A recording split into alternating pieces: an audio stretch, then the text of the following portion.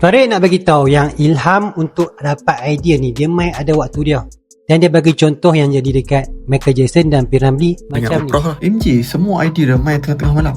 Nak tahu betapa seriusnya dia dengan idea ni. Bila dia baring dia kata kalau ilham tu sampai dia akan terus melompat pergi studio. Waktu tu cukup P. Ramlee waktu ilham yang paling turun banyak sekali tahu dekat mana. Waktu dia tengah memerut. Dan ada satu lagi waktu ni. Kalau saya habang hampa mesti ramai yang setuju. Waktu yang paling banyak idea ataupun ilham sekali adalah waktu solat. Waktu ni lah waktu yang paling mustajab. Kan ingat segala jenis benda. Sampaikan barang yang hilang duk cari merata tempat sebelum tak jumpa-jumpa. Tapi my time solat, benda tu boleh settle. Hang boleh ingat secara jelas benda Allah tu duduk dekat mana. Betul tak? Tambah geng-geng cermin mata yang macam saya ni lah.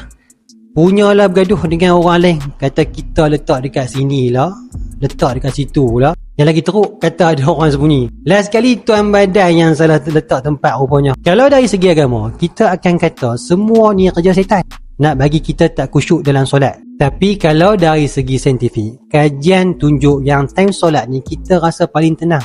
Sebab segala bacaan dan pergerakan kita dia jadi serupa autopilot. Otak time tu relax. Semuanya seperti jalan sendiri.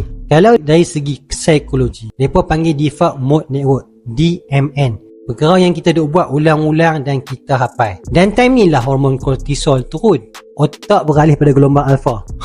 Nak senang faham, otak kita rehat tapi dalam keadaan yang sedang. Dalam masa ni jugalah titik yang tak bersambung masa kita duk fokus buat kerja sebelum solat tadi ni, dia akan mula bersambung. Dan otak kita mula buat kerja secara unconscious, settlekan masalah sebelum solat tadi ni. Setan tahu pasal yang benda ni dan dia ambil kesempatan time ni lah untuk top up lagi info supaya kita jadi lebih ralik. Ya memang dia kacau sebab itu memang kerja dia.